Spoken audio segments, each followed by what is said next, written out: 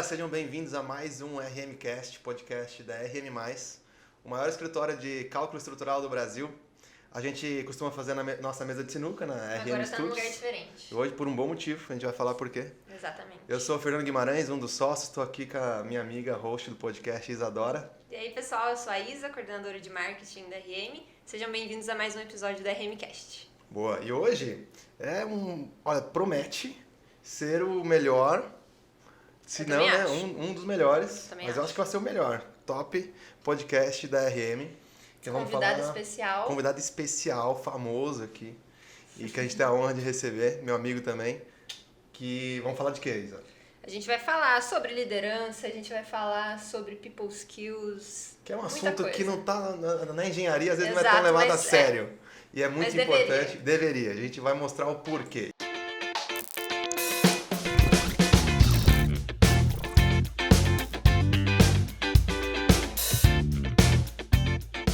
Para falar sobre esse assunto, então, temos aqui o nosso convidado de hoje, Luiz Vabo, que é engenheiro de produção pela PUC Rio de Janeiro, fundador da Vabo 23 Educação, professor do G4 Educação, realiza a imersão em gestão de pessoas com o Bernardinho e o Ricardo Basaglia e a imersão de oratória em parceria com o G4 também, além de palestra e treinamento in company. E além disso, é escritor desse livro aqui, Falar em Público é Pra Você, e ele é nosso consultor.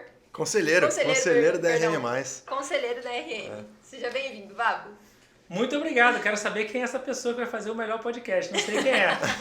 Mas vamos dar o nosso melhor aqui. Fernando, Isa, é um prazer enorme estar aqui com vocês. Sou fã da RM, do RMcast, então estar aqui hoje é uma grande alegria para mim. Boa. Obrigado pelo convite. A gente que agradece. Prazer é nosso, Vabo. E, não, tem um monte de coisa também nessa bio dele, que se fosse falar tudo ia ficar longa. A gente deu uma reduzida. Ia ficar longa. Tem todo o histórico empreendedor do Vabo aí, mas que acho que a gente também pode dar a oportunidade para ele apresentar agora, contar um pouco da sua história, Vabo. A gente falou aqui a gente vai falar de people skills para engenheiros, né, nesse mundo de exatas. Eu também sou engenheiro, a Isa também. Poxa, a gente geralmente vai para engenharia porque a gente é bom em exatas. E aí se foca nisso, 100% em exatas. Aí na carreira, depois você vai crescendo, você vai vendo que exatas sozinho, as hard skills, não resolvem. E aí que a gente precisa começar a aprender people skills. E a gente, poxa, engenheiro, vou ter que aprender isso, então talvez seja um pouco desafiador pra gente, né? Uhum. Então conta aí, Vabo, você como engenheiro também, conta um pouco da sua história, como é que você chegou até aqui. Eu sou engenheiro de formação, professor por vocação e empreendedor por missão. E estagiário do Fernando também com convicção. No caso de paternidade, né? Que eu sou Exato. meu mentor. Tivemos a nossa bebê agora no início do ano. Então aprendo muito também com o Fernando aí nessas trocas que a gente faz sobre como ser um líder dentro de casa. Uhum. O pai e a mãe são os líderes dentro de casa. Exato. Os professores são os líderes na escola. E os gestores na empresa são os líderes dentro do ambiente profissional. Então, dentro dessa minha trajetória, eu comecei na nossa primeira startup de tecnologia para e-commerce, junto com o meu sócio, que também é conselheiro aqui da RM, o Salvini.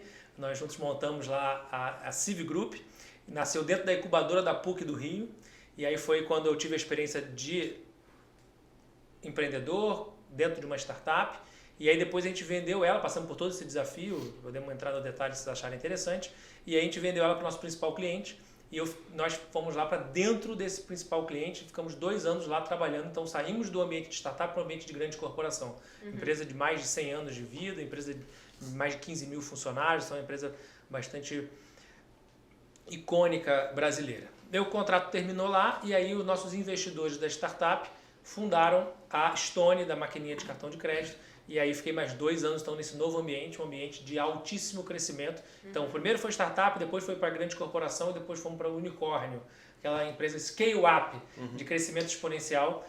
Então, foi bem desafiadora. Aí sim eu já migrei para a área de people, foi nessa iniciativa em que, só para dar uma dimensão do crescimento, nós contratávamos 300 pessoas por mês. Nossa. E abrimos um escritório a cada 2 dias.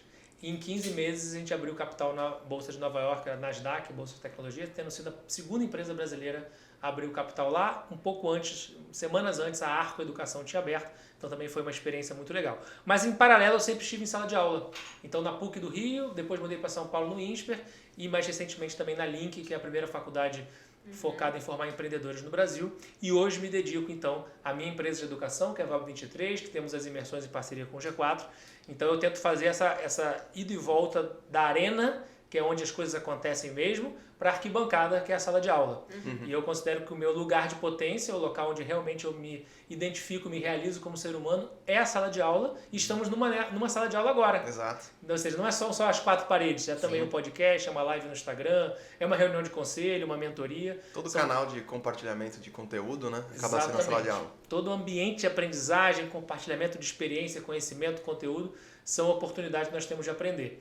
Então, vai ser bastante interessante a gente falar sobre essas habilidades, people skills, que nada mais são do que as habilidades comportamentais e socioemocionais. Então, eu também, como engenheiro, também tinha uma certa facilidade com matemática, com física, com química, mas eu entendi na prática, e depois eu fui ver as pesquisas, de que hoje não é suficiente mais a gente ter o domínio das habilidades técnicas. Então, na época da escola, a gente ia lá, aprendia matemática, física, química, depois ia para faculdade, para quem fez, por exemplo, administração, você estuda finanças, estratégia, marketing. Para quem fez engenharia, vou me arriscar aqui nas matérias da engenharia, vamos ver se eu lembro. Mecânica dos sólidos, fenômenos de transporte, resistência dos materiais, resmate, e por aí vai.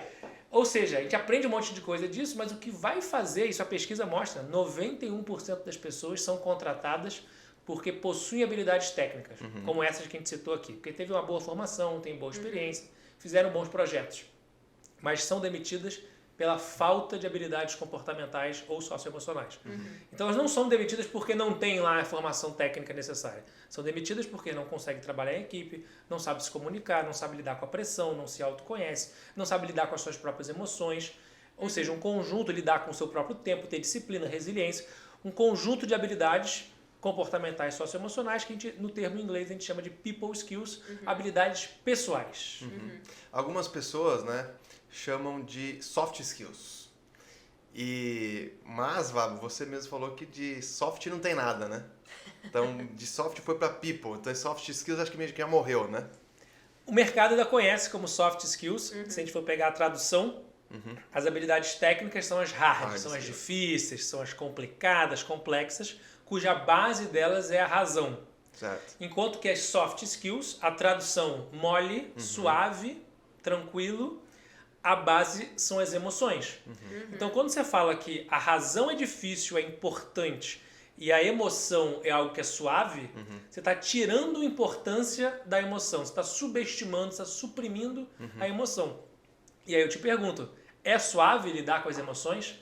Nem um pouco. É suave lidar com estresse, ansiedade, burnout, que é aquele esgotamento físico e mental, depressão, toda pressão que a gente sente não é suave. Então a gente está mandando uma mensagem ruim para o nosso cérebro quando a gente mesmo chama essas habilidades de soft.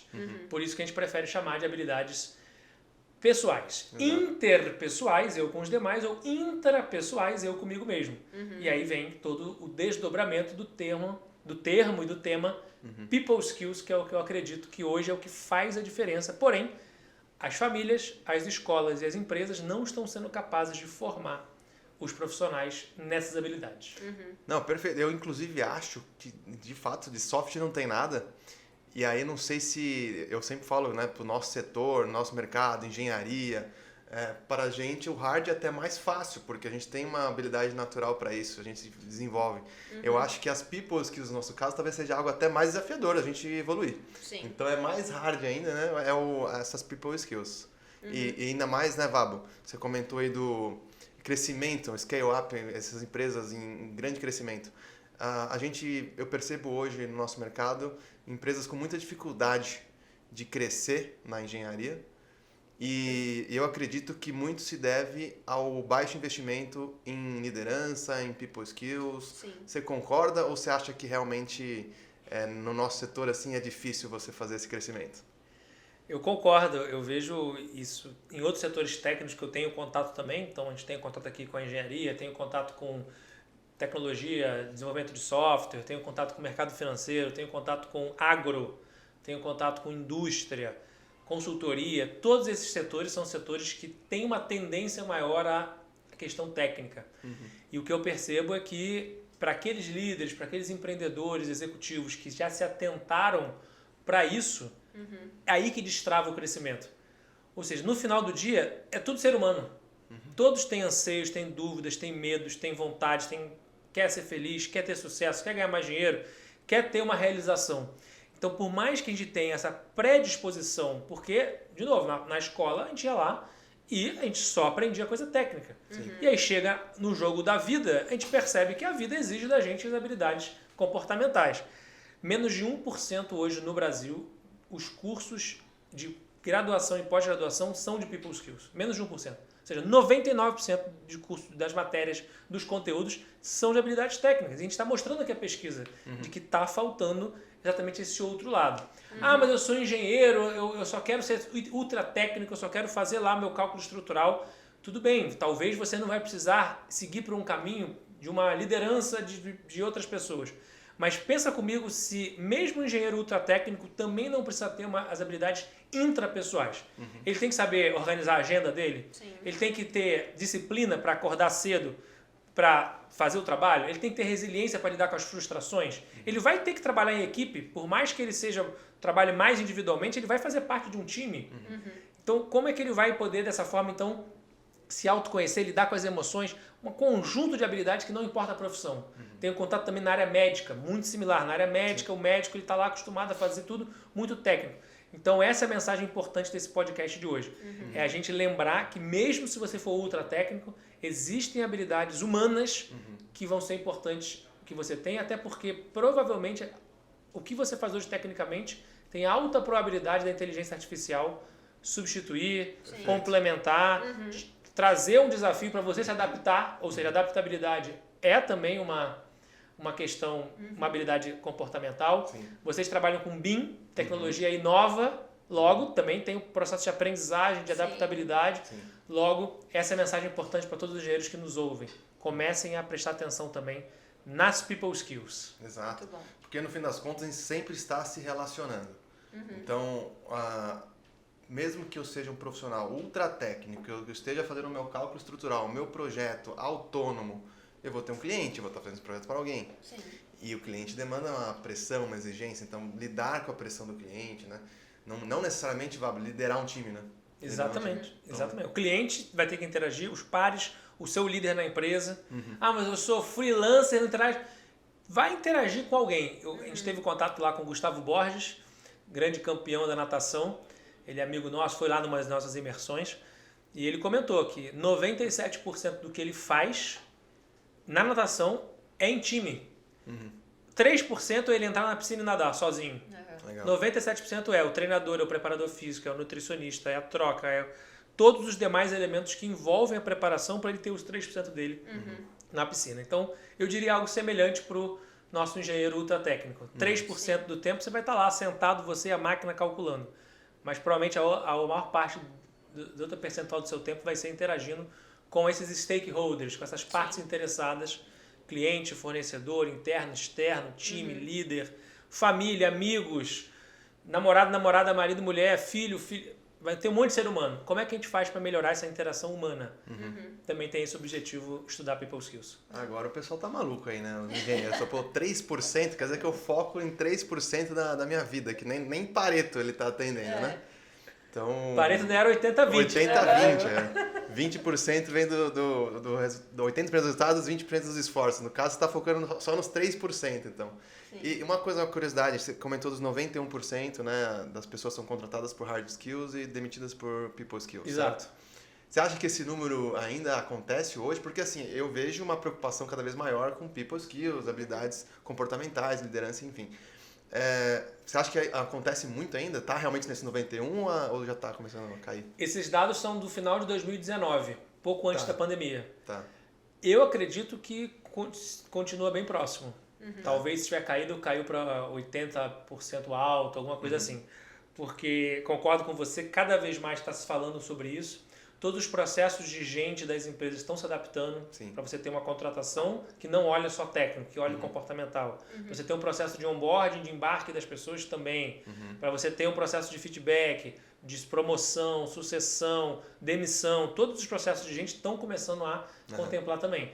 Porém, a gente vem de um histórico muito ainda voltado para o técnico. Então, vai ser um tempo para que as principais lideranças percebam e com isso consigam evoluir nesse quesito. Talvez, principalmente nas empresas mais tradicionais, líderes mais sêniores, talvez tenham outra visão. Que ainda não estão se preocupando com isso, É, né? porque Por mais que a gente fale mais sobre isso, mas talvez empresas mais antigas, assim, o líder, que tem que vir do líder, né? Sim. Esse desenvolvimento para mandar para o restante da equipe.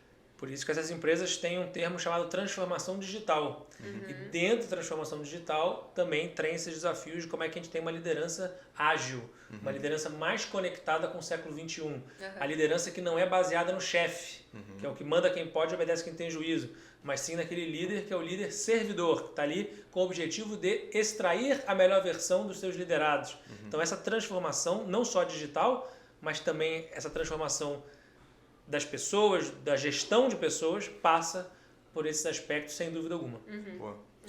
E falando dessa parte, você estava falando sobre contratação e sobre 1% das universidades investirem nessa parte mais de people skills e tal. É uma visão que eu tenho. Se eu me lembrar, né, da minha faculdade e olhar para as pessoas que estavam ali, geralmente as pessoas que se destacavam melhor tecnicamente não eram as pessoas que se destacavam mais no ambiente de trabalho. Às vezes acontecia essa inversão, assim. Então, aquela pessoa que conversava mais, que tinha mais contato com outras pessoas, às vezes até o mais bagunceirinho, ele às vezes se destacava melhor quando ia trabalhar numa obra, quando ia fazer um projeto, alguma coisa assim, porque ele tinha isso de, não sei se é uma predisposição, a gente pode falar sobre isso, mas de conseguir conversar com mais pessoas, conseguir desenvolver essas mesmo sem saber, mas conseguir desenvolver essas habilidades. E na engenharia a gente tem muito disso, né? Então, em todas as áreas, mas especialmente na engenharia a gente tem isso. E a minha pergunta está relacionada assim, quando você pensa em contratar uma pessoa, se tivesse, por exemplo, eu vou contratar alguém para minha equipe e o meu foco principal geralmente é olhar se a pessoa se encaixa nos requisitos da vaga. Então, se ela tem determinado conhecimento ou coisa assim. Se fosse você, quais outras características ou testes você faria para analisar se aquela pessoa vai se dar bem com a sua equipe? Porque não necessariamente a pessoa tem um conhecimento técnico, mas ela vai se dar bem na minha equipe, ela não vai saber se comunicar da maneira certa, ela não vai se encaixar na forma como a gente trabalha e tudo mais. Na cultura da empresa também. Na cultura da empresa. Boa. O que nós percebemos é que 99% das empresas no mundo utilizam apenas duas etapas do processo seletivo, que é análise de currículo e entrevista. Aliás, 100% das empresas no mundo utilizam entrevista. Eu não conheço nenhuma empresa, se alguém aqui conhecer, não precisa nem entrevistar. Gente. Ou seja, faz qualquer outra etapa que não seja entrevista. Ou seja, todas as empresas do mundo utilizam pelo menos esse método que é a entrevista, esse bate-papo. A questão é que a entrevista dura em média 40 minutos. E aí você mora e vive 40 anos com alguém e descobre coisas novas. Imagine uma conversa de 40 minutos em que os entrevistadores acham que sabem entrevistar, mas na prática a gente vê que não sabem. Que assim, ó, estamos na correria aqui, vem rapidinho aqui, me ajuda aqui a entrevistar alguém. Você não olhou... Isso não acontece, né? Jamais. A gente vê muito no mercado uma situação dessa. Então, como que a gente consegue fazer com que o processo seletivo ele seja uma simulação do trabalho que a pessoa vai ter? No dia a dia, é igual prova na escola. Sim. A prova... Você consegue medir alguma coisa? Você faz prova hoje no trabalho? É algo... Como é que essa prova ela consegue simular o máximo possível aquela prática que você vai ter no trabalho? Eu, por exemplo, as principais provas que eu fiz na vida serviram só para eu tirar nota, passar de ano, entrar na faculdade e tal, sair da faculdade. Mas a maior parte das avaliações que eu me submeti não tiveram correlação com a prática, com a vida real. Então esse é o tipo de educação que a gente acredita. É a educação que simula a vida real. E simula a prática. Então, nesse caso, a entrevista ela é um bate-papo, mas ele precisa ser um bate-papo estruturado. Ele precisa ter claramente quais são os critérios que você quer avaliar naquela conversa de 40 minutos, uma hora. Uma régua de avaliação para saber se a pessoa, ao demonstrar tais e tais elementos, está de acordo ou não com o que eu espero. Então, para isso, você tem que saber o que você quer. E que possa contemplar também a avaliação comportamental. A aderência da pessoa à cultura, se a atitude dela vai estar de acordo com os valores da empresa. E aí você com isso vai treinar o time para o time saber avaliar. E não vai ser só entrevista, você vai colocar outras etapas também, e aí você vai consolidar, beleza. Eu consigo fazer em 6 meses? Não, muito tempo. Uma semana? Pouco tempo. Qual é o tempo ótimo? Qual é o custo? Qual é a expectativa que eu tenho? Como é que eu consigo engajar o candidato para que, então, durante esse processo, eu consiga extrair dele o máximo possível. Então, essas são as melhores práticas. Mas, como você falou, muitas vezes o melhor aluno, tecnicamente, que fez a melhor prova, não vai ser o melhor profissional. Como Einstein já dizia muito bem, se você julgar um peixe pela sua capacidade de subir árvore, já era. O peixe nunca vai ser bem sucedido. Mas esse é o sistema educacional. Normalmente, na nossa aula de oratória, por exemplo, ou na de liderança, vou pegar o exemplo da de liderança, nós temos 70 alunos na imersão. Aí eu pergunto, pessoal, são 70 alunos e normalmente são empreendedores, executivos, pessoas mais seniors. Então eu falo assim, ó, vocês 70, quem aqui já demitiu alguém na vida? Aí, como são pessoas mais experientes, praticamente todos já demitiram alguém na vida. Faz parte, infelizmente, né? É uma situação chata, mas faz parte da vida você eventualmente demitir alguém do seu time.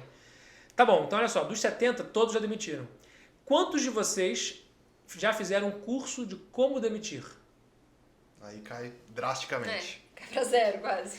Dos 70, em média, ali uns 4, 5 levantam a mão e falam, então menos de 10% levantam a mão e falam, olha, já fiz o curso de demissão. Então você vê, já tem aí 60 e muitos que já tiveram que fazer algo na vida, mas não foram treinados para isso. Aí tem 4 ou 5 que foram treinados. Aí o checkmate vem na pergunta seguinte, vocês 4 ou 5, quantos tiveram esse treinamento antes da primeira demissão?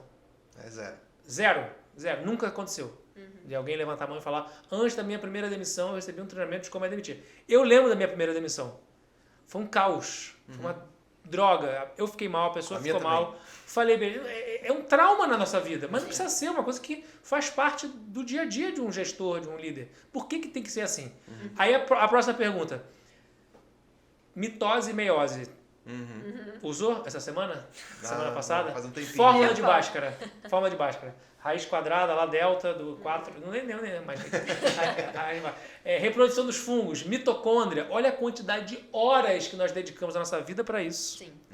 E simplesmente, eu não acredito que exista conhecimento inútil, mas é muito pouco prático, muito pouco útil para a nossa vida. São conhecimentos gerais. Agora eu sei que o mitocôndria, na célula, a respiração, mas eu não uso isso no meu dia a dia. Sim. Agora, será que se eu pudesse diminuir essa carga e pudesse treinar as pessoas a contratar, dar feedback, demitir, a saber lidar com suas finanças, a saber cozinhar, a saber lidar com suas emoções, a saber falar em público, a saber ouvir e etc, etc, etc, talvez nós tivéssemos uma sociedade mais Com certeza. coerente e com mais sucesso, com mais felicidade. Eu ia até comentar, quando a gente fala disso, eu acho que as pessoas não podem confundir também, falar assim, beleza, então também não vou estudar, porque as pessoas que têm sucesso não necessariamente estudaram.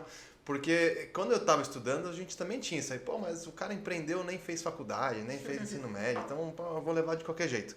E eu acho que não é bem assim, não é isso, não é para confundir. É importante estudar, acho que até para você criar uma disciplina, porque você estuda sempre. Até as people skills, você estuda as people skills. O que a gente está falando aqui é que a gente tem hoje uma escassez de ensino, de conteúdo nas instituições. É só isso, tá? Questionando o que é ensinado, né? Sem dúvida. As pesquisas já mostram que se você estuda, mesmo esse tipo de ensino totalmente focado em hard skills, você vai aumentar em mais de 70% a sua empregabilidade, você vai ganhar mais salário por conta disso, você vai ter condições de dialogar com as pessoas, você vai ter um processo de capacitação muito melhor do que se você tiver que fazer tudo isso que a faculdade faz por conta própria ou o próprio ensino médio. Não há dúvidas de que é melhor você ir para a escola ou para a faculdade do que não ir. Sim.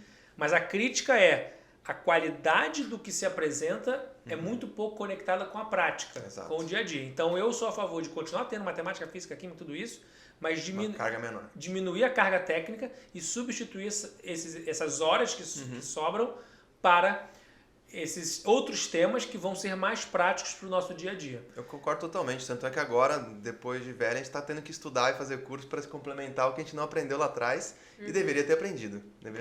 Que são as coisas que a gente mais usa hoje, né? Sem dúvida, sem dúvida. E a gente vai continuar a vida inteira estudando e aprendendo. Sem me formei, agora nunca mais vou estudar.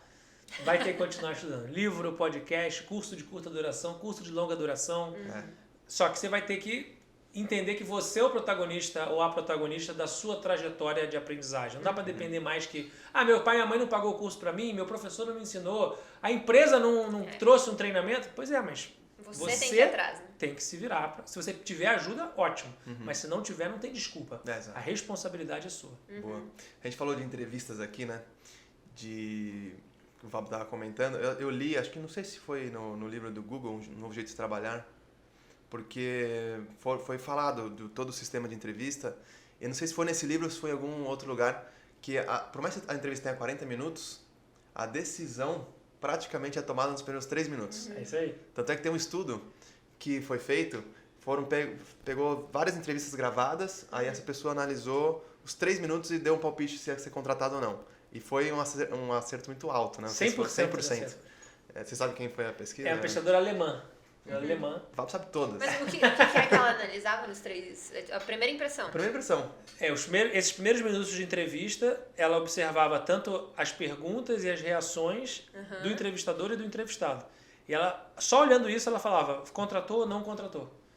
E ela acertou todas. Acertou todas. Porque existe um fator chamado viés. Viés cognitivo, viés inconsciente. Então, no final das contas, quando você está entrevistando alguém, a pessoa vai lá e fala um monte de coisa legal no começo da entrevista. Então, você já colocou na sua cabeça que você vai contratar ela. Aí depois ela fala uma besteira daqui a 15 minutos. Aí você fala, mas falou uma besteira agora, mas tudo bem. Eu já estava gostando dela antes e tal. Ou vice-versa. E aí, com isso, no final das contas, a gente toma uma decisão ruim no nosso dia a dia por causa desses atalhos mentais, que são esses vieses, que inclusive, muitas vezes, o viés é a base de um preconceito. Mas não necessariamente apenas preconceito. É qualquer elemento que faz a gente tomar uma decisão mais rápida, porque a nossa mente nos pregou essa peça, e no final uma decisão que não era aquela que a gente queria. Por exemplo, o viés típico de entrevista é o viés da clonagem. Então, por exemplo, se eu for entrevistar alguém e a pessoa é carioca, estudou na PUC e é careca, nossa, sou eu. Vou contratar agora. É a pessoa perfeita. É a clonagem. A pessoa fez engenharia de produção, a pessoa trabalhou na empresa júnior, a pessoa...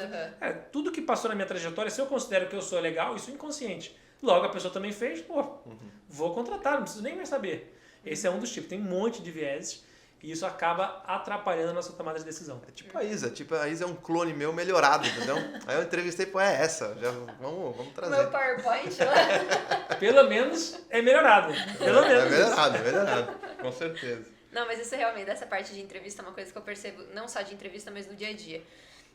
Eu até estava conversando com eles hoje, com relação a você se projetar na pessoa da sua equipe. E é uma dificuldade que eu tenho de liderança mesmo. De eu esperar da pessoa uma reação que eu teria, quando na verdade não é a mesma pessoa, é uma outra pessoa. Então ela vai ter, e não necessariamente se ela vai ter uma reação diferente, uma reação ruim. Talvez fosse melhor do que a que eu teria, talvez a atitude dela seria melhor do que a que eu teria, mas eu não faria daquele jeito. E por mais que dê certo no final, me incomoda. Então essa é uma coisa que eu também eu preciso aprender, assim, de entender cada pessoa da equipe, entender como cada uma pensa, como eu preciso conversar com cada uma, porque talvez eu preciso falar mais firme com ele, pra ele conseguir me entender, mas o outro, se eu falar firme, ele já desmotiva, então eu tenho que saber falar de um jeito diferente com aquela pessoa. Eu acho que pra mim isso hoje, é muito difícil, né? Isso é muito difícil, sabe? Acho que pra mim hoje é o mais complicado. Então, você acabou de dar outra definição do efeito clonagem. Quando você espera que alguém vai reagir exatamente igual a você. E é uma coisa meio ilógica, porque a única certeza que a gente tem é que existem 8 bilhões de seres humanos e todos são 100% diferentes. Não vai reagir da mesma forma, as conexões neuronais, sinápticas são diferentes, cada um interpreta a mesma coisa diferente. Logo, é impossível você ter alguém que vai ser exatamente igual a você, mas a gente tem a nossa mente querendo colocar isso. Mas você trouxe exatamente uma visão fundamental da liderança, que é o líder entender que ele deve se adaptar à equipe. Ele deve abrir este canal para poder conhecer o indivíduo e então a caixa de ferramentas dele vai ser utilizada de acordo com o contexto, de acordo com a pessoa envolvida. E não aquele oposto, que é o chefe de antigamente. Sabe, tem uma figura boa, aquele carro antigo chamado Landau, que o pessoal mais jovem não vai conhecer. O Landau, imagina o seguinte cenário, um carro antigo, década de 50, 60, e que ele tinha um sofá. Era literalmente, imagina um sofá, para você dirigir sentado no sofá. Não tinha as regulagens. Hoje você vai em qualquer carro, você tem regulagem, você sobe o volante, desce o volante, sobe o banco, bota para trás, bota para frente, tem todo um cenário. Então, compara, os carros modernos são os carros similares ao líder moderno, ou seja, você está se adaptando à pessoa que senta. O banco se adapta à pessoa. O líder é o banco. Em compensação, você ainda tem ainda os líderes de sofá de Landau, né, que é o líder que fala assim, ó, esse é meu jeito, eu sou treinador de futebol, então eu vou dar bronca em todo mundo. E uma pessoa você deu bronca, a pessoa precisava ouvir aquilo, cresceu. A mesma bronca que você deu na pessoa do lado, ela desmoronou, porque não era essa a ferramenta melhor naquele contexto. Por isso que a liderança ela é sempre situacional. Eu entendo a situação, entendo o contexto e me adapto a ela. E não o oposto, o mundo tem que se adaptar a mim. Esse é, inclusive, uma questão egocêntrica muito forte. Sim. Claro.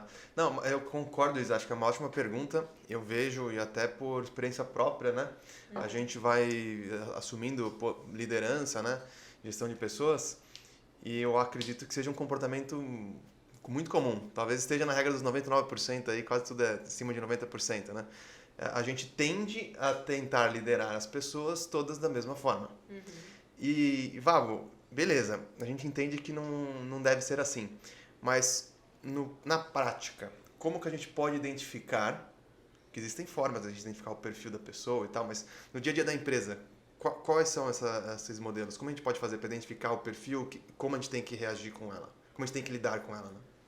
A melhor estratégia para você identificar o perfil de como lidar com a pessoa e entender como é o jeito dela, até porque o seu papel como líder é conseguir extrair a melhor versão da pessoa, contribuir para que ela esteja lá no seu máximo de produtividade e bem-estar, para que o resultado aconteça.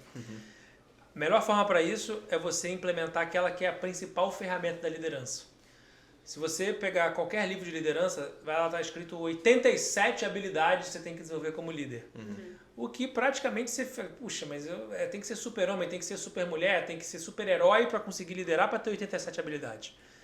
Então eu falei o seguinte, ao invés de eu focar nessas 87, eu vou focar em uma. Esta habilidade, que na minha visão é a número 1, que se o líder praticá-la verdadeiramente na prática ali, no dia a dia, na arena, abre porta para desenvolver nas demais. E esta habilidade é a... Escutatória. É a escutatória, exatamente. Já sigo o Vavo há muito tempo. É a escutatória. A capacidade da gente verdadeiramente ouvir. Porque muitas vezes a pessoa fala, mas eu preciso me comunicar com as pessoas. Aí a pessoa acha que comunicar é falar. Mas não entende que existem dois pilares da comunicação, falar e ouvir. Então, quando eu falo eu quero me comunicar com a pessoa, eu quero ouvir a pessoa. Porque ao ouvir a pessoa, eu consigo criar uma conexão com a pessoa. É a comunicação que gera conexão. Aí sim você, como líder, está se conectando com o seu liderado. E para que eu quero gerar conexão? Para gerar confiança. Porque não tem como ter um time de alta performance se não houver confiança entre os membros do time. Então eu me comunico ouvindo para gerar conexão, essa conexão gera confiança. Da confiança eu tenho capacidade então de poder transmitir credibilidade e aí com isso gerar o resultado que eu espero. E aí ao ouvir a pessoa eu vou entender o histórico de vida dela, como é que a pessoa se motiva, como é que ela gosta de fazer o trabalho dela, quais são as dúvidas que ela tem, quais são combinados, expectativas, frustrações, traumas, lendas, todos os imaginários que acontecem na nossa cabeça. Mas simplesmente porque eu me coloquei à disposição para ouvi-la. E ao ouvi-la, eu começo a ter... É o que normalmente você faz na área comercial. Certo? Você vai lá, começa a reunião com o cliente perguntando quais são as dores, os desafios, as necessidades, para você organizar o seu pitch, o seu discurso para poder trazer aquele cliente. Então tem uma máxima que é muito importante. Se você dedicar para o seu processo de gestão de pessoas a mesma disciplina e importância que você dá para o seu processo de vendas, você vai ter uma empresa campeã. Seu funil de vendas e o seu funil de contratação. Porque é muito parecido no final das contas, né? Tanto é que a gente também, né, todo líder acaba assumindo funções de RH e a gente teve que procurar candidatos agora para contratar. E a gente usou a ferramenta de vendas do LinkedIn, porque a forma de você achar um futuro colaborador é muito parecida da forma de você achar um futuro cliente, um lead, né? Então o funil existe também. Total. E métricas, prazos, sistema, processo, tudo igual. Então a gente deveria cuidar do time da mesma forma que a gente cuida do cliente. Deveria cuidar do processo de captação de cliente, de vendas, da mesma forma que a gente cuida do processo de contratação de talentos. Sim. Até porque contratar errado, contratar mal, talvez seja um dos maiores prejuízos ou que uma empresa pode ter, né, Vabo? De 3 a 15 vezes o salário da pessoa. Uma contratação errada custa de 3 a 15 vezes o salário. Então é isso aí, ou seja, você contratou errado, a pessoa vai sair no curto prazo ou no médio prazo, aquilo vai custar o valor de 3 a 15 pessoas. Então, que depois tem que contratar outra pessoa, treinar outra pessoa. Pois é, e a gente quer contratar rápido, pelo amor de Deus, estamos precisando de muita gente. E no final... Cadê minha, né? A Rita que tá aqui. Cadê minha vaga? E aí nessa pressão a gente pode cometer alguns erros, né? Pois é. E aí não olhar aquilo que é o principal diferencial das empresas. Sim. De tudo que nós fazemos como líderes, a principal responsabilidade nossa é criar vantagens competitivas. É criar barreiras para a gente não ser copiada pelos nossos concorrentes e a empresa poder continuar perdurando. Tem 99% de tudo que a gente faz é copiável, menos uma coisa. Tem uma coisa só que a gente faz no nosso dia a dia. Posso falar isso também? Fala aí, qual que é? Cultura? É a cultura! Tá gabaritando. Ensaiaram antes.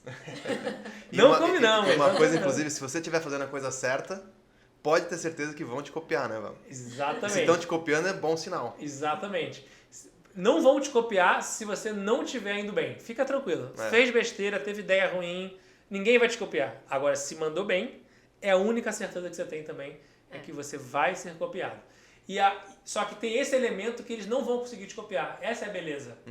Eles podem copiar o seu preço, copiar o seu posicionamento, copiar o seu serviço, copiar o seu canal de vendas, copiar a sua tecnologia, roubar as pessoas do seu time eventualmente, mas a cultura, que é como você faz o que você faz, qual o seu propósito, quais são os valores, qual a sua visão de futuro, como que você toma a decisão, qual o pior comportamento que você tolera na sua empresa.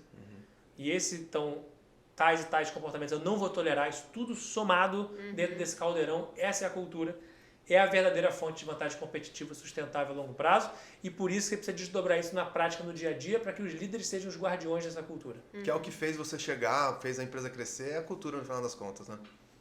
Pode ser, sem dúvida. Às vezes cresce até meio com uma cultura. A cultura ela existe se você direcionar ou se você não direcionar. A empresa vai crescendo e aí fica mais importante ainda você determinar que cultura que você quer. Não tem cultura certa ou errada. Tem essa cultura, tem sim e não. Isso está dentro, isso está fora. Agora, certo ou errado, pode ser que seja certo nesse ambiente e errado no outro. Faz parte. E sabe, é interessante, na jornada do empreendedorismo, né? A gente não começa, pelo menos eu e eu acho que a grande maioria dos empreendedores, 99% dos empreendedores do Brasil, não começam uma empresa pensando em cultura.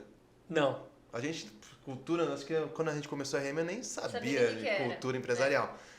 E depois que a empresa vai crescendo, no nosso caso, depois que a gente passou de umas 50 pessoas, que a gente começou a olhar para a cultura. Mas está correto. Está correto. Porque no começo, não deveria mesmo, por mais que nasça a cultura no dia que nasceu a empresa, no começo talvez não é tão importante assim você focar na cultura. Porque no começo é importante que você transforme aquela ideia numa empresa. Porque lá no comecinho ainda era uma ideia, era um projeto, vamos fazer aqui. E as pessoas, as primeiras 10, 15, 20 pessoas, você está próximo delas. A cultura está meio viva ali já na prática, no dia a dia. Você começa realmente a precisar falar sobre cultura no momento em que você começa a crescer, que você começa a escalar. Em que deixou de ser uma ideia de empresa e passou a ser realmente uma empresa. Tem cliente, tem que contratar pessoas, tem processo, tudo isso, a cultura vai ser o pilar fundamental da casa dessa gestão de pessoas. Então, com 50 pessoas, acho que foi interessante você passou a se preocupar com isso. O problema é quando você passa para 50, 100, 200, 1000 pessoas e nem conversou sobre cultura. Vai estar uma bagunça. Vai estar uma selva, caos total. Caos total. E a cultura é uma coisa que é construída, que eu posso impor, por exemplo, que a partir de agora a cultura é essa, ou ela tem que se adaptar ao que já acontece hoje na empresa? Ótima pergunta. A cultura, a prática da cultura é o que acontece na segunda-feira de manhã, na quarta-feira à tarde, em especial quando os líderes não estão presentes. Então nós estamos aqui conversando, o seu time está lá agora trabalhando. O que está acontecendo lá, aquela é a verdadeira cultura.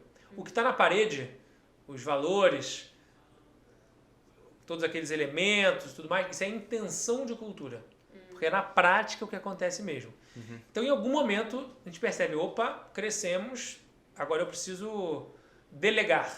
Agora eu preciso contratar novas pessoas. Agora eu preciso ter um padrão de qual é o comportamento esperado.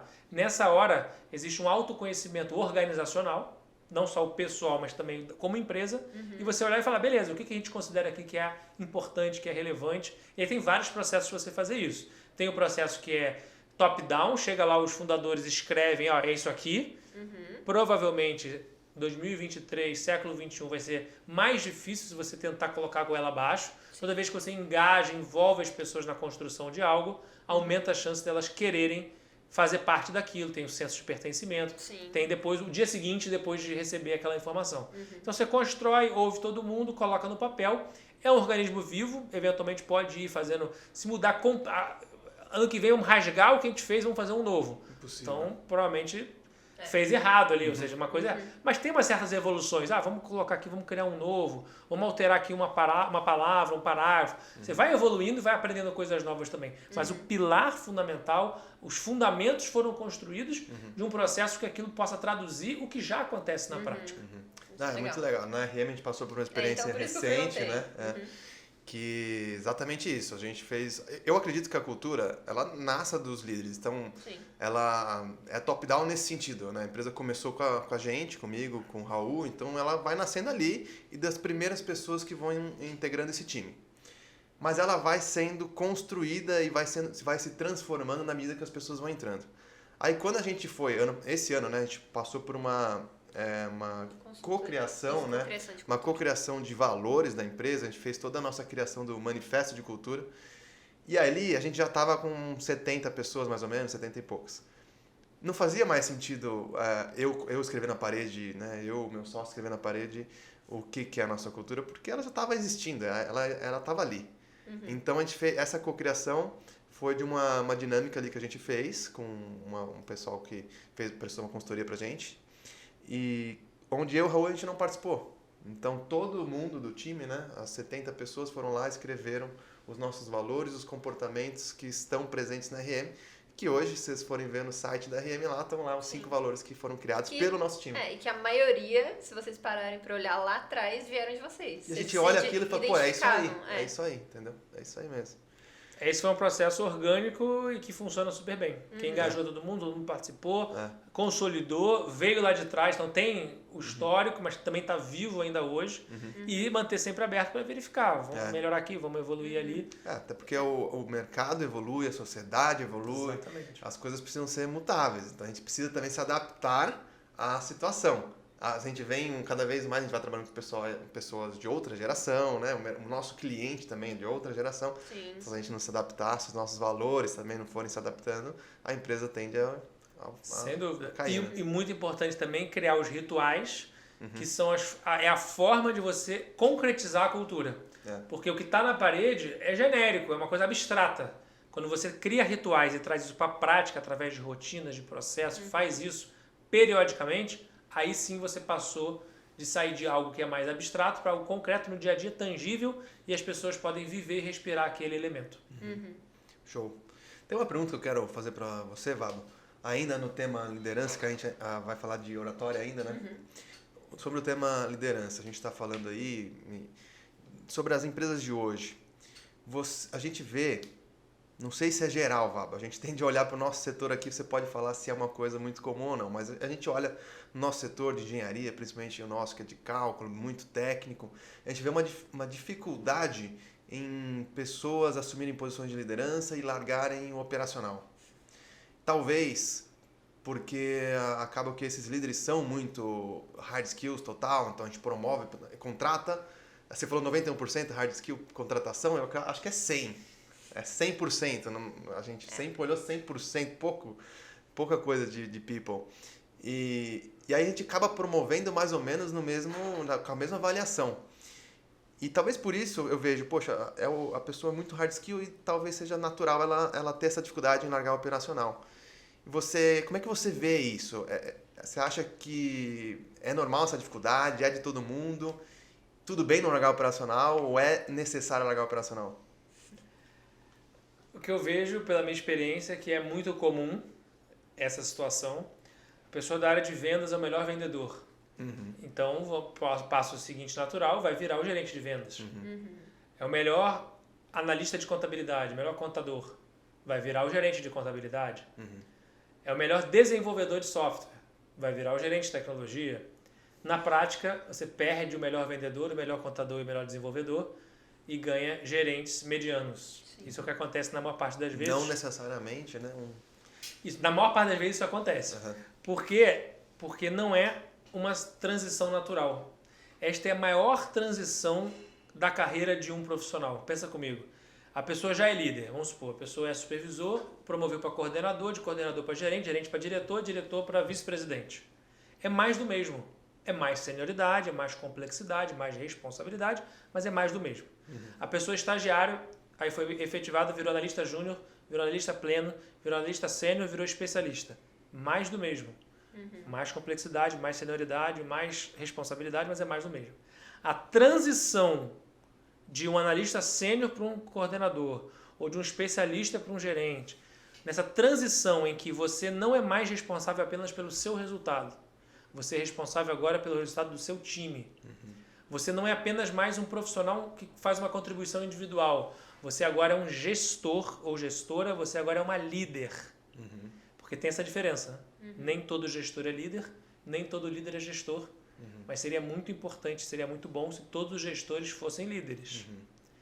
Liderança é uma habilidade comportamental, uma people skill. Gestão é uma habilidade técnica. Uhum. Gestão de pessoas, técnica. Liderança com people skills. Então, essa transição, na maior parte das vezes, das empresas, qual que é o problema aqui? Primeiro, achar que a pessoa, só porque é um bom executor, vai ser um bom líder. Não necessariamente isso vai acontecer. E um ponto até antes desse, que é o seguinte, você quer ser líder? Uhum. Sim. Você gostaria de ter a responsabilidade, o ônus e o bônus de ser gestor? Uhum. Gestor, seja coordenador, gerente, o que for, é um cargo, é um crachá, é um rótulo. Não necessariamente você tem as melhores práticas de liderança, que tem a ver com influência, tem a ver com desenvolvimento, tem a ver com engajamento, tem a ver com inspirar o time. Isso é liderar. Ser gestor, a pessoa tem lá o crachá, tem o cargo, o rótulo ali, beleza, vai ter que tomar decisões a partir dali. Então a primeira pergunta para essas pessoas é: você quer? Uhum. Mas como é que ela vai saber se ela quer, se ela nem tem noção do que ela tem que fazer? Quais são as responsabilidades, quais são os conceitos? Sim. E aí as pessoas acham que só tem o bônus da liderança. O que é o bônus da liderança? Porque agora eu vou poder ganhar mais, porque agora eu vou poder ter visibilidade, agora eu vou poder ter mais voz, agora eu vou poder participar das decisões mais importantes. Ou seja, tudo que eu falei aqui tem a ver com a própria pessoa. E aí ela não entendeu que liderança tem a ver com o outro, não com ele. Sim. Liderança tem a ver com você servir. Tem a ver com você ser a pessoa que vai ser aquela que vai catapultar os seus liderados para a sua melhor versão, para o melhor resultado, para entregar algo que seja perene, que gere impacto. Então, isso é muito comum. Então, o que eu normalmente fiz com os meus times e recomendo aos meus alunos é ter uma conversa com essas pessoas para prepará-las, para elas não caírem na estatística da pessoa que nunca vai precisar demitir, nunca demitiu antes, nunca recebeu um treinamento antes. Ou seja, por que eu não pego todos os meus analistas sêniores e especialistas e faço a pergunta para eles: você quer? Ah, tá, mas como é que é? Tá bom, então tá aqui um pacote de gestão de pessoas e um pacote de liderança para você. Tá aqui as ferramentas, como é que você faz para contratar, fazer onboarding, dar feedback, conduzir reunião, promover, dar feedback já falei, demitir, porque feedback é muito importante, eu falei 2 vezes. Então, tudo isso. E agora, liderança, vamos falar sobre liderança. Como é que você faz para inspirar, como é que você faz para engajar, como é que você faz para desenvolver, como é que você faz, quais são as ferramentas para você entender o ser humano que está do seu lado, para lidar com as emoções, para poder escutar melhor, para lidar com motivação. Então tá aqui. Agora que você sabe, você está melhor preparada. E na maior parte das empresas, a única forma de crescer é sendo um gestor. Infelizmente. Sim. Não tem espaço para um super especialista continuar na sua carreira de especialista. E aí muitos desses especialistas, não é todos, claro, estou sempre aqui fazendo essa ressalva, não estou dizendo que 100% é assim, mas a maior parte das vezes a gente percebe que é um medo de liderar. A pessoa tem potencial, tem capacidade, mas ela não teve acesso, só teve acesso ao lado ruim, que é o lado da cobrança, a teoria da janela e do espelho. Deu certo, você olha na janela, porque é o time que fez dar certo. Sim. Deu errado, você olha no espelho. Você, como líder, não foi capaz de construir um time que fizesse dar certo. Então, eu iria muito mais para esse âmbito da reflexão, da preparação, da provocação, para então a pessoa poder ter mais confiança e autoconfiança de que sim, é um caminho para mim, estou preparado, vou correr atrás. Infelizmente, fica no campo das ideias, isso que eu falei. Na prática foi promovido, parabéns, vamos lá, não sei o que, toma aí agora 50 coisas para você fazer, mas eu não sei dar feedback, mas eu não sei gerenciar o time, mas eu não sei falar com o cliente, mas o que eu sei mesmo fazer é calcular aqui, porque eu estou há anos já calculando. Eu entrei na faculdade, ninguém na faculdade me ensinou, meu pai e a mãe não me ensinaram, nas empresas que eu passei no meu estágio não me ensinaram, e agora eu estou aqui no olho do furacão. Então, qual que é o nosso papel quando a gente é líder de líder? É a gente criar esse ambiente para que a pessoa possa se sentir mais segura, porque ao ela estar segura, aumenta a probabilidade de ela estar na melhor versão e, consequentemente, aumenta a chance dela entregar o resultado que a gente espera. Eu acho que o que faz acontece sentido isso ou é muito... Não, faz muito sentido.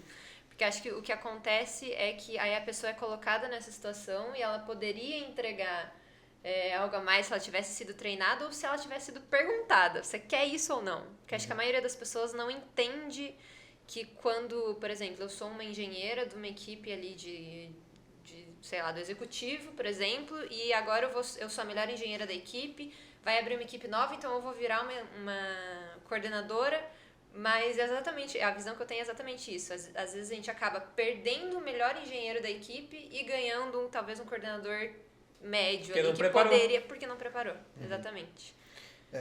E a gente até puxei esse assunto porque uma empresa crescendo, né, Vabel, isso é uma das dores, eu acho que, e você pode falar, acho que toda empresa que cresce, e você, pastor, teve experiência, né, de scale-up até mais que a gente, né, com mais gente, eu acredito que essa dor seja quase em todas as empresas, né? Você passou por isso também, imagino, nas suas empresas. Passei muito, e o que eu vejo que a maior dor das empresas de crescimento é o que nós chamamos do middle management, que é ali a gestão média da empresa. São os coordenadores, dependendo do tamanho da empresa, até os próprios gerentes, porque você tem outras camadas.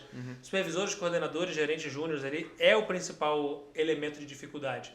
Porque a alta liderança, seja diretoria, gerente sênior, C-level, é a galera que já está comprada, a galera que já tem uma certa experiência, a galera já está numa posição. A galera que é da execução, você não muda tanto o ponteiro assim. Quem muda o ponteiro mesmo das organizações, quem carrega o piano, quem toca o bumbo, quem faz a ponte da alta liderança com a execução, quem está em contato com o cliente, quem está tocando o time mesmo, é a gestão média ali, que é o middle management. Então, ali, e é essa galera que virou líder. Então, por exemplo, uma das experiências que eu tive, que eu comentei com vocês aqui da Scale Up, eu estava no Triângulo das Bermudas, que era a tempestade perfeita. Que eram os 3 cenários. Eram pessoas jovens de idade, jovens de empresa e jovens de liderança. Isso acontece muito, vamos? Qualquer semelhança, assim, não. Mera coincidência. Então, jovem de idade, era 22, 23 anos, já tendo que, primeira vez líder na vida e com 6 meses de empresa. Ou seja, muito pouco tempo, muito pouco repertório de experiência de carreira, experiência do negócio, da cultura da empresa. Esse é o caos. E aí, tendo que contratar 300 pessoas por mês e tendo que abrir um escritório lá no interior do Mato Grosso do Sul, outro no interior do Pará, outro no interior do Paraná. E aí, como é que você faz para lidar com tudo isso? Respira, bota a bola no chão e quando você está no olho do furacão, o que você faz? Para de querer sofisticar, trazer mais complexidade. Já está complexo. Então, você faz o caminho inverso, você vai para o básico. O que é o básico? Sabe contratar? Sabe fazer onboarding? Sabe treinar, sabe dar feedback, sabe conduzir reunião, sabe promover, sabe demitir. Senta aqui que nós vamos te passar isso. Vamos falar aqui sobre a cultura, o que nesse ambiente aqui é o esperado, o que não é esperado. Vamos falar aqui sobre quais são os melhores... Vamos ler o livro juntos e eu vou te ajudar a debater aqui sobre liderança. Volta para o básico. Vamos debater aqui gestão remota, vamos fazer melhores práticas do que o MIT está pesquisando. Esquece isso. Básico. Fez o básico bem feito? Não está nem fazendo o básico bem feito? Fez o básico bem feito. Fez bem feito? Deu o pacote de gestão? Deu o pacote de liderança? Agora a gente botou a bola no chão, entendeu? Aí eu entro num caso específico ali, melhoro ali, aí vejo qual processo que não está rodando tão bem, vou colocar atenção nisso. Isso foi o que nós fizemos na CIV, depois nós fizemos isso na Estônia e foi a base do crescimento. Foi o que fez com que a gente pudesse ter tranquilidade de que o time estava bem. Agora, conforme o crescimento vai sendo mais exponencial ainda, continua tendo complexidade. Mas se eu faço o básico bem feito e dou esse banho de gestão, o meu papel como líder de líder, ele está bem sedimentado. E aí eu vou tratando caso a caso. Não tem como tratar o caso a caso se nem o básico Se nem o geralzão está sendo bem organizado. Então, isso que normalmente eu recomendo para as pessoas que eu interajo. No seu caso, Vava, na sua trajetória, esse pacote, vocês começaram ele lá no comecinho, mesmo no início, vocês já forneceram esse pacote? Ou foi, tipo, começou a doer aqui, vamos montar o pacote? No comecinho do comecinho, quando a gente, como diz o Steve Blank, quando a gente era startup ainda, o que é startup? Uma organização temporária em busca de um modelo de negócios. Então, primeiro você tem que deixar de ser essa organização temporária. Quando finalmente a gente virou empresa mesmo, deixou de ser startup... E quanto, só para o pessoal ter uma ideia, quando é que a startup vira uma empresa mesmo? Assim? Quando ela encontra um modelo de negócios. Ou seja, quando ela não está mais testando, experimentando, quando ela passa a ter cliente e tem um modelo de cobrança, tem um modelo de receita, tem um modelo de entrega do produto e aquilo passou a ser... Ou seja, passou a escalar o negócio ou escalonar, tem essa diferença. Então, escalar você tem um custo variável zero para atender, escalonar você tem um custo, mas você está conseguindo crescer a partir dali. Certo. Então, nesse momento, a gente passou a focar nesses elementos. Mas eu, particularmente, Vabo, no caso da nossa primeira startup, eu sempre tive esse viés de professor. Então, sempre foi minha vocação ser professor, além de... Só que eu sempre pensei, minha vocação está na sala de aula, mas eu vou ser um professor melhor se eu tiver feito aquilo que eu ensino. Porque senão, fica aquele negócio que muitas vezes, nenhuma crítica específica, mas tem muito pesquisador, que é ótimo pesquisador, mas nunca fez aquilo na prática, ele estudou o que outros fizeram. Tudo bem, é um modelo também. Para mim, o que fazia mais sentido? Eu fui para a arena, empreendi, fui executivo, fui profissional, corri atrás, tive time de mais de 1.000 pessoas debaixo de mim, depois tive time diretamente comigo, criando a empresa do zero, comprei empresas, vendi empresas. Aí eu vivi a realidade. E hoje eu estou em sala de aula, conectando isso para a aprendizagem. Então, nesse contexto, a conclusão é, eu lá atrás, eu já tinha muito essa pegada. Então, eu ia para um evento nos Estados Unidos, eu trazia e educava o time. Eu li um livro, fazia clube do livro, vamos debater o livro aqui. Então, eu puxava isso muito porque era um tesão que eu tinha, uma paixão que eu tinha de fazer. Mas também nós contratamos consultoria, também nós desenvolvemos, eram alguns pilares importantes. Você foi num evento, você foi num curso, traz e treina o time aqui. Porque nós estamos investindo em você, mas para você também replicar o conhecimento para o resto do time. Então, agora, não temos o conhecimento dentro de casa? Traz consultoria, manda a pessoa para fora. Então, aí depois em ambientes maiores, a gente tinha programa, por exemplo, de capacitação para mandar o pessoal para Harvard, mandar o pessoal para o INSPER, mandar o pessoal para trazer os professores para dentro de casa, dar curso, porque na hora que você ensina alguém, você está aprendendo também.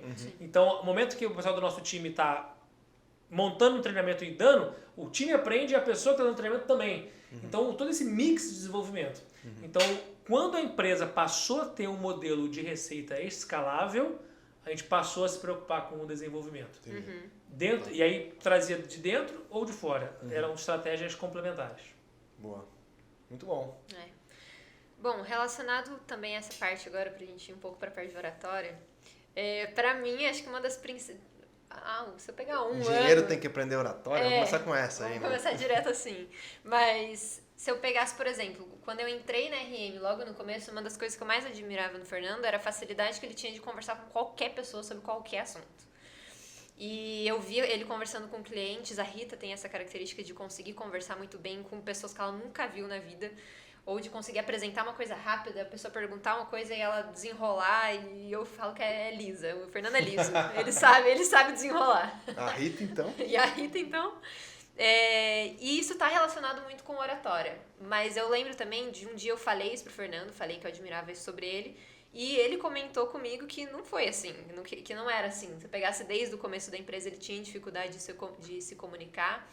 E eu percebo que é uma coisa muito treinável, porque mais uma vez, se eu me comparar com da mesma forma que eu entrei na RM lá no começo, eu não conseguiria sentar aqui e fazer um podcast. Hoje eu fico nervosa, eu fico gaguejo um pouco quando eu tô falando, ainda mais quando é o Vabo, Mas é uma coisa que é treinável, que é muito importante, que você tem a sua... não é uma consultoria, né? É uma de gestão do G4. É uma imersão. Imersão, isso. Um treinamento, um curso. Isso. O que vocês fazem durante essa imersão? E eu sei que tem um momento da imersão que você analisa os alunos, você pede para eles apresentarem alguma coisa, né? O que são os principais pontos que você analisa dentro da oratória? Esse, inclusive, é o principal diferencial da imersão, porque conteúdo de oratória, como falar bem, tem disponível muito. Agora, eu quero ver você falando e vou entender quais são os pontos fortes que você fala bem e o que você pode melhorar. E aí a gente dá uns feedbacks personalizados. Então, absolutamente todas as habilidades são treináveis. Oratória, estamos falando aqui de oratória, gestão de pessoas, liderança, todas as habilidades são treináveis. Quer dizer, então, que eu vou ser o melhor do mundo em tudo?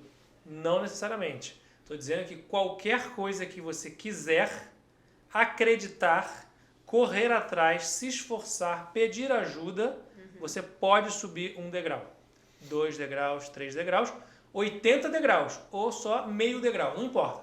Se você correr atrás e se dispuser a isso, dá para você melhorar. Logo, então, oratória não seria diferente. É uma habilidade que tem muita gente que não acredita, que fala assim, mas eu não nasci para falar em público, não nasci para liderar, não nasci para empreender, tudo esse negócio que eu não nasci, eu não consigo, eu não sou capaz, eu não mereço, tudo isso são crenças limitantes. Todos nós somos capazes sim de subir meio degrau, 1 degrau, 3 degraus, porque eu quiser e correr atrás e me dedicar. Então, no caso da oratória, é o maior medo do ser humano. Não é morrer. O pessoal acha que morrer é o maior medo do ser humano. Tem pesquisa que mostra que morrer o segundo, terceiro, às vezes sétimo o maior medo. Mas todas as pesquisas mostram que falar em público é o primeiro medo do ser humano. Ou seja, se eu chegar para você e falar assim, ó, o que você prefere? Morrer ou falar em público? Aí a pessoa vira e fala assim, acho que eu prefiro falecer. Porque é o que a pesquisa mostra, né? Está em segundo lugar. Né? Mas a reflexão é, será que o medo é falar em público? Ou o medo é falhar em público? Ser julgado, talvez. Exatamente. Esse é o grande ponto. Vai dar branco, eu não vou conseguir, tem alguém que sabe mais do que eu, vou ser julgado, vou falar besteira. Então esse é o grande problema. Então por isso que, dos alunos que eu encontro, metade deles a gente fala de oratória. Metade deles, para falar de oratória, eu falo de um tema anterior a esse, que é o tema de você acreditar que sim, você é capaz, sim, você consegue. Aproximadamente metade da humanidade é classificada como sendo introvertida.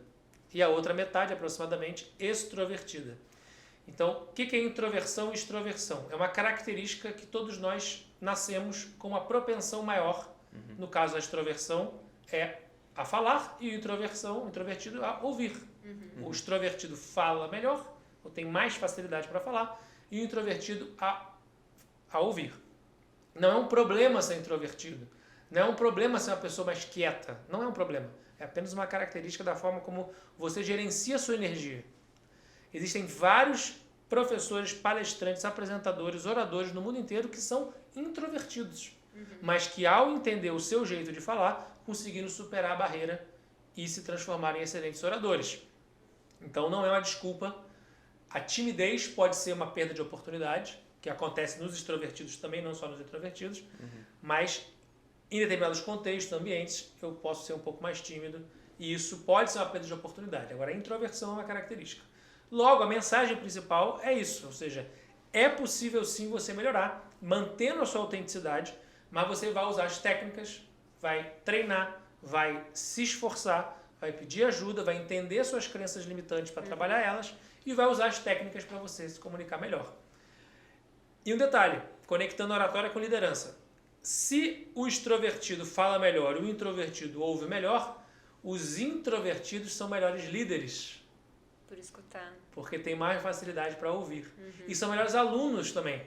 Porque o aluno extrovertido, eu falo uma coisa, já acha que entendeu, já sai falando, rebatendo. O introvertido não, escuta, pensa, reflete, depois se manifesta. Então essa é a mensagem importante. No momento que a gente se comunica, tem o falar e tem o ouvir. E no curso de oratória, a gente vai desenvolver esse lado de como falar. E aí a pessoa fala, mas eu sou engenheiro, não preciso falar. Não preciso me comunicar com o cliente, que eu ia entrar nesse ponto aí. O ponto é, você não tem que falar na sua vida com qualquer pessoa, você não fala com alguém, interage na sua vida pessoal, na sua vida profissional.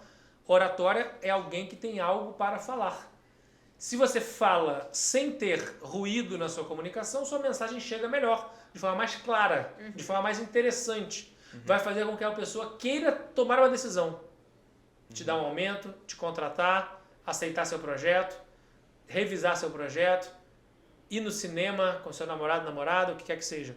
Logo, eu, ao falar melhor, me faço entender. Porque a responsabilidade da comunicação é do emissor. Então, remover os ruídos vai fazer com que eu me conecte melhor, tenha mais confiança, tenha mais credibilidade. A pessoa vai fazer aquilo que eu talvez tenha interesse, eu vou ter mais sucesso e ser mais feliz. Falar bem, conectando direto com ter sucesso e ser feliz. Então, é treinável. É treinável.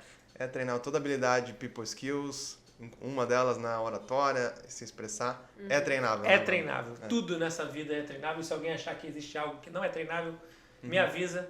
Vai ser um prazer poder convencer. Convencer ao contrário. E eu acredito, Vabo, que à medida que você vai crescendo na carreira e a gente... Todo mundo, né? Você assume uma posição de liderança, você obrigatoriamente você acaba tendo que se expressar, apresentar seus resultados, expressar para o seu time em primeiro lugar e depois para os demais, né? E depois se expressar para o mercado, a empresa vai crescendo, então a gente tem que estar lá.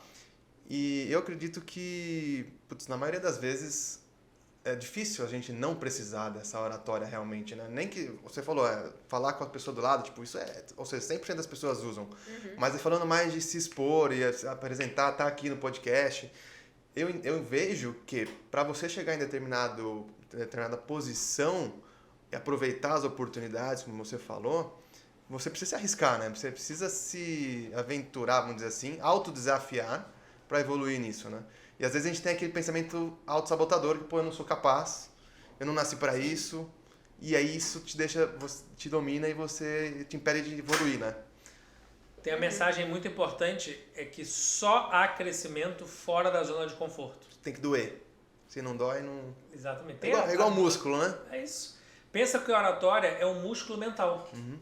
Tem o músculo físico. Para você desenvolver seu músculo físico, bíceps, tríceps, quadríceps, abdômen, vai ter que ir para academia. Não vai ser na primeira vez que você vai na academia que vai crescer. Tem pessoas que nascem com habilidade, um bíceps enorme. Tem pessoas que nascem com bíceps menor. Tem pessoas que vão para academia e treinam o bíceps e cresce rapidinho. E tem pessoas como eu, né, que vão para academia, treinam muito, o bíceps não cresce nada, mas milímetros ali está crescendo, está evoluindo. A mesma coisa, pega agora todos os músculos físicos e bota músculos mentais. Oratório, escutatório, gestão do tempo, autoconhecimento, inteligência emocional, disciplina, resiliência, tudo músculo mental. Se você consegue melhorar seu músculo físico, você consegue melhorar seu músculo mental. Então essa é a mensagem importante. E só vai conseguir melhorar se você sair da sua zona de conforto. Exato. Só que olha só o dilema. Na minha zona de conforto tá quentinho, tá gostoso, tô bem aqui na minha zona de conforto, mas aí eu não cresço. Exato. Tá bom, então eu vou sair da zona de conforto. Na hora que eu saio, estresse, cortisol, adrenalina, tensão, pressão, dor. Então, mas não posso ficar muito tempo também fora da zona de conforto, porque senão vai fazer mal. Então, qual que é o meio termo? É você expandir a sua zona de conforto. Você tá nela, beleza, agora você sai um pouco, gera o estresse. Aí você aprende coisas novas, evolui, expandiu. Aquilo que gerava dor, hoje não gera mais. Eu também era igual o Fernando. Nas primeiras vezes que eu tinha que falar, eu também ficava tenso, ficava nervoso. Não tinha essa capacidade que eu tenho hoje, assim como eu espero que daqui a 20 anos eu tenha uma capacidade ainda muito melhor do que a que eu tenho hoje. Mas quando eu comecei, não é porque hoje eu tenho livro, porque eu dou aula, que eu nasci sabendo. Não é isso. Eu me expus mais tempo. Pensa bem, eu estou há 11 anos dando aula em graduação. Aproximadamente 5 horas por semana. Então, isso só em termos de aula de graduação, fora as outras iniciativas. Então, se eu tivesse só nisso, pensa, 5 horas por semana em 11 anos, tendo que lidar com o público altamente exigente, que é o público de 17 a 21 anos, que é a galera da graduação. São muito mais exigentes do que os CEOs que eu tenho contato. Muito mais. Ou seja, isso é o que me preparou para hoje não ser mais um gatilho e ficar nervoso quando eu tenho que falar em público. Não é mais um gatilho. Já foi no passado. Ficava tenso, ficava nervoso, ficava estressado, não dormia bem à noite. Hoje, este gatilho eu não tenho. Eu tenho outros gatilhos. Mas esse gatilho eu não tenho mais. Simplesmente pelas horas de voo. Por ter me exposto mais a esse desafio. Eu saí da zona de conforto, estresse, tensão. Aí agora expandiu. Eu estou na minha zona de conforto. Agora, como é que eu faço para sair da zona de conforto? Talvez eu tenha que fazer, nesse tema, talvez eu tenha que fazer uma palestra para 20 mil pessoas. Aí me convidaram para fazer uma palestra para 20 mil pessoas no evento. E nesse evento eu ia fazer a palestra anterior da Gisele Bündchen. Gisele Bündchen. Bom, ainda bem que era anterior, né? Anterior, pois é. Mas eu ia preparar o cenário para Gisele Bündchen, ia ser a keynote do evento, antes dela, Vabo. Aí eu falei, agora eu quero ver se esse negócio de oratória mesmo funciona, esse negócio do livro aí, vamos ver se... Aí, o que aconteceu? pandemia, cancelaram o evento. Que pena, hein? Que pena. Não, mas é isso mesmo, Vaba. Acho ótimo o seu relato aqui. De fato, a gente teve essa conversa, eu e a Isa, algum feedback, algum one-on-one que a gente fez, e ela falou disso pra mim, e eu falei, cara, ô Isa, não foi sempre assim, cara. E é engraçado porque as pessoas falam, pô, o Fernando, eu fico mais à frente do comercial, o Fernando vende bem pra caramba, e a minha filha fala muito, né, Maluzinha? Ah, mas também filha do Fernando. Eu falei, cara, não foi sempre assim. E eu tinha dificuldade, acho que eu contei pra você, quando eu falei pro meu pai que eu tava indo pra área comercial, porque eu queria ir para a área comercial, chamei o CEO da empresa na época e falei, pô, quero ir para comercial, quero me desenvolver. Foi para querer me autodesafiar, sair da minha zona de conforto. Cheguei em casa e falei, vou para a área comercial. Meu pai falou assim, mas você não nasceu para a área comercial. E hoje a galera fala, pô, Fernando, referência no negócio. Então, de fato, é você sair da sua zona de conforto, é Sim. treinável e para qualquer um, assim, para qualquer um. Inclusive eu sou introvertido, não sou extrovertido. Então, acho que é exatamente o que o Vabo falou. E você viu esse exemplo do seu pai, e a gente tem que perdoar nossos pais, né? Eles não têm culpa dele ter falado isso pra você, mas você não acreditou que aquilo era verdade. E as outras coisas que nossos pais falaram pra gente, a gente acreditou. Se você tivesse falado, meu pai falou pra mim que eu não nasci para a área comercial, então eu não vou na área comercial. Olha o fenômeno que nós teríamos perdido. A engenharia brasileira teria perdido esse talento porque você acreditou em algo. Agora, pior do que os nossos pais, somos nós mesmos falando para nós mesmos. O tempo inteiro, minha mente está ali, ó. Eu não consigo, eu não sou capaz, eu não mereço, tem alguém melhor do que eu, não vai dar. Não é verdade. Você não é seus pensamentos. Não é porque você pensou que aquilo é verdade, nem aquilo representa você. É apenas... Pensa que o pensamento é uma ferramenta que você tem, assim como você tem a caneta, assim como você tem o computador, celular, dinheiro, tudo é ferramenta. Você pode usar para fazer o bem, você pode fazer para desgraçar alguém, fazer uma decisão péssima ou uma decisão maravilhosa. E o pensamento é a mesma coisa. Você não é seus pensamentos. Então, na hora que você não acreditou, seja no pensamento externo ou interno seu, de que você não teria capacidade de trabalhar no comercial, você não acreditou. Isso não é verdade. Obrigado, pensamento, mas tchau. Você seguiu adiante e hoje você trabalha e atua nessa área. Logo, nós temos que estar atentos o tempo inteiro para nos auto-observar, para saber se a gente mesmo, essas palavras que eu penso e eu falo, se eu me alimentar delas, se elas forem comida, eu vou me nutrir ou vou me envenenar? Inclusive, meu pai tem o maior orgulho, porque ele fala assim, eu desafiei meu filho, ele foi lá, quis provar que foi o contrário e deu certo, entendeu? Ou seja, ainda vai ter que uma técnica de desafio. Não, para ele foi uma técnica. Fala que não dá, E falando em técnica, já vou puxar esse assunto aí. Se eu for fazer uma apresentação amanhã e eu, não fiz o curso do Vabo, não sei me desenvolver, tem alguma dica, alguma técnica que a gente possa usar de oratória mesmo? Pra quem não fez o curso. Pra quem não fez o curso. Comprar o livro.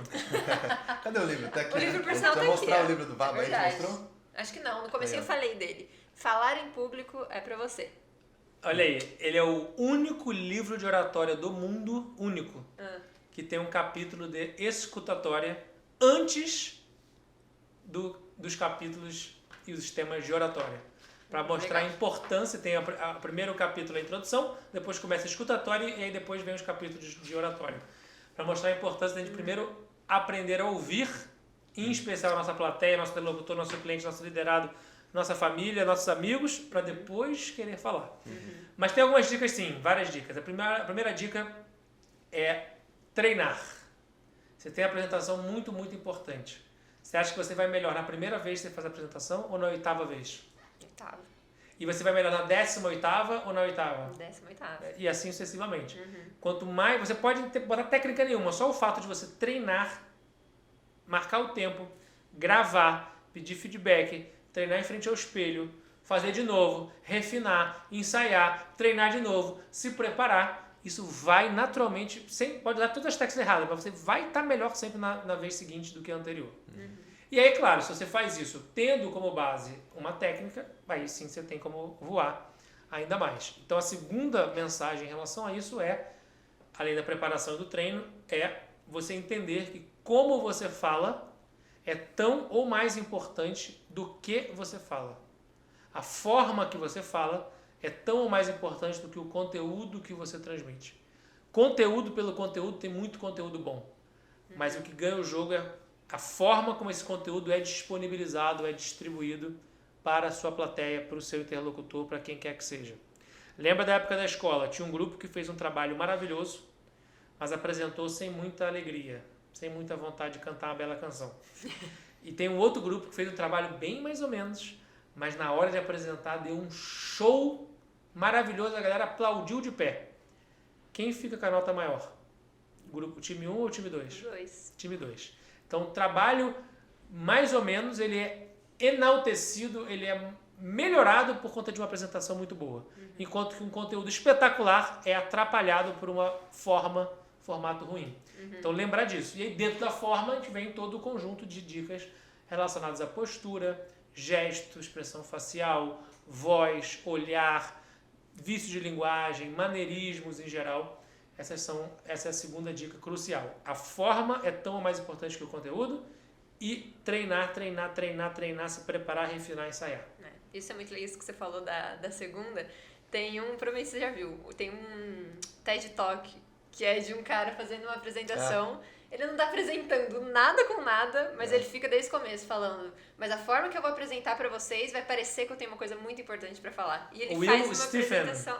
eu não lembro o nome dele. Como parecer um gênio, seu Esse mesmo. É muito boa. E ele não fala nada com nada, chega até o final, mas ele tá tão confiante, ele sabe o que ele tá falando, a forma que ele tá falando, que é muito Tem que legal. colocar a foto de um Fica a cara dica lá aí. e falar assim, tá aqui um cara que deve ser muito inteligente, não sei quem é. não sei quem é cientista. Esse é um ótimo TED Talk, eu inclusive uso ele nas minhas aulas. Esse é muito legal. Você grava o pessoal? Grava e depois passa o vídeo. Grava, até porque para a própria pessoa poder se observar depois. Então grava no próprio celular dela e aí depois ela tem acesso a toda a técnica e vê como é que eu botei minhas mãos, como é que eu usei a postura. Eu tive vício de linguagem, tive som preenchedor, que é aqui, que é a gente chama do funk da cabrita, né? É difícil eliminar alguns vícios, né? Mas estamos E é aqui difícil trabalhando você para isso. assistir também. Pra você olhar, porque, por exemplo, pra mim, eu me forço pra assistir o podcast. No começo tudo é difícil. Você Depois acha tá no estranho, você fica, 48º podcast, você vai... E gravar vídeo selfie também, pô. Uma droga. Hoje você pega ali, grava vai, faz, isso aqui. É prática, de novo. É verdade. Primeiro passo é sempre mais difícil. A primeira decisão, o primeiro story, o primeiro podcast. Sempre o primeiro é mais difícil. O segundo já é um pouco menos difícil. O terceiro, do 100ª, 43ª vez que você fizer, já vai estar como prática do seu dia a dia. Tem os 4 estágios da competência, né? Exatamente. Que é a incompetência inconsciente. Exato. Quando você não sabe o que tem que fazer. Aí tem o não sabe fazer. Depois você tem a incompetência consciente, que é quando você não sabe fazer. Mas sei que não sei. Sei que não sei. Você sabe que você não sabe fazer. Depois tem a competência consciente. Sei que sei. Sei que sei, mas precisa se esforçar e pensar para fazer. E o quarta etapa do conhecimento, da competência, é quando você faz aquilo inconscientemente. A competência inconsciente, que é como você aprende a dirigir, por exemplo. Não sei que sei. Exatamente. Hoje a gente dirige, está no último estágio da competência. Acho que é a mesma coisa, né, Vamos? Então, para você chegar nesse último estágio, é repetir e treinar. E a oratória é igual dirigir. Quando você começa a dirigir, você fala, olha, tem volante, tem freio, tem acelerador, tem que dar a seta, tem que olhar o retrovisor, tem que passar a marcha. Olha a quantidade de coisa, muita coisa eu não vou conseguir. Aí depois, rapidinho, hoje você já não pensa mais, já passa a marcha, vai apertar a embreagem, você já faz aquilo, entrou no sangue. É uma automatização positiva que o seu cérebro traz. Mesma coisa oratória. Nossa, é muita técnica. É mão, é gesto, é olhar, é vício de linguagem, é muita coisa, mas é igual dirigir. Vai mantendo a prática, treinando, e aquilo vai entrando na sua incompetência inconsciente. Se alguém quiser saber sobre isso, é o Noel Burt, é o autor desse tema dos 4 estágios da competência. Boa. O Vabo sabe todas, a gente cita aqui só para ele falar o autor do... Bom, Isa. Tem no livro também. Tem no livro? Tem? Legal. O que mais? E aí, vamos perguntar de o que sobrou aqui. A gente falou da organização já, né? Esse de soft skills dentro falamos. da organização. Eu acho que a gente passou por todos os temas temas aí.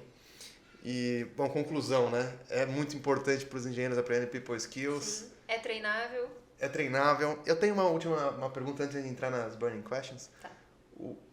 Você acredita, Vabo, então, que essa deficiência, essa dificuldade de empresas, eu vou falar aqui de engenharia, mas com certeza se replica em vários setores. Empresas de engenharia escalonarem, porque a gente não está falando de escalável, porque estou falando de serviços, não uma empresa de tecnologia. Então seria escalonável, você aumenta seu custo, seu time, aumenta a receita, mas tem que aumentar custos. Muitas empresas têm dificuldade em escalonar. Você acredita que a principal barreira seja people skills?